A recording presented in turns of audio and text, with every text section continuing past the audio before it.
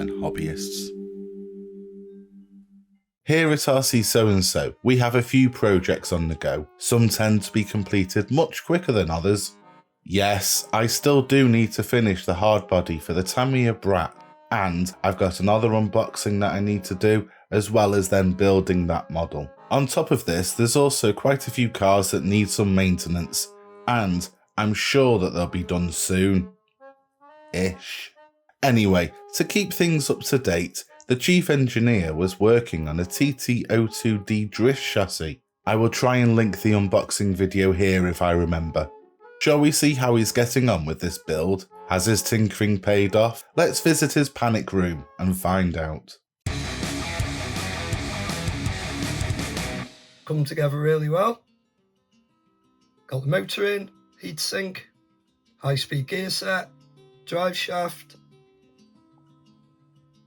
Got the front uprights, rear uprights, wheel hubs, the axles, and the steering linkage in place. The shocks are on. They're really good to build, put on, good quality. So that's A and B bag complete. We've just got C bag left. Got the electrics, got the servo, radio gear, and then shell mounts, wheels, bumpers, and then we're complete. After a bit of messaging back and forth, a plan was hatched for the shell, and an idea was suggested. We found this aftermarket shell, and suddenly it became apparent that this plan could actually work. So let's head over to the chief engineer and get a full rundown. And here she is. RC So-and-so's take on the National Lampoon's family truckster. We took a Volvo 850 estate. That was the closest to find. Sprayed it up green. Put some nice wood panelling on. Put the roof rack on. Got the luggage. We got sleeping bags.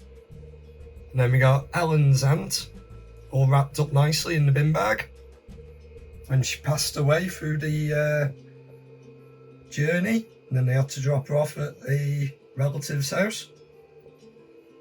At the back we've got the dog lead.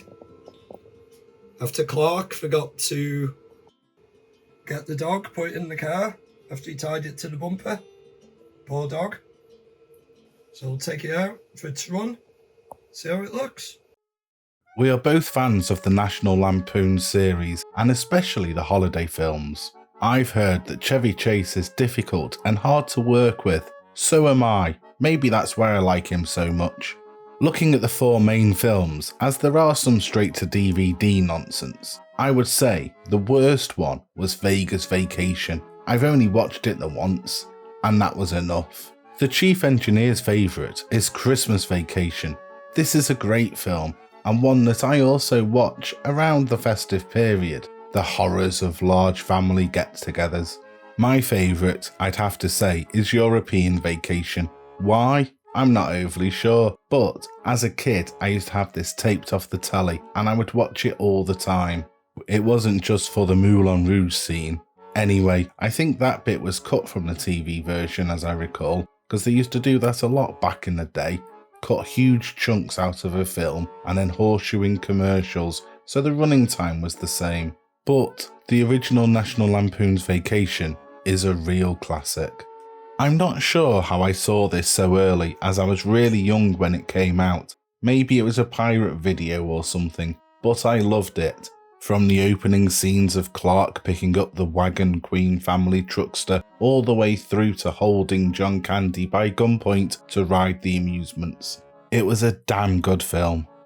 So let us imagine they've got to the empty Wally World car park and Clark is looking for a space to park the truckster. Obviously minus the Lindsay Buckingham soundtrack because I don't want to be sued. Where's the Tylenol?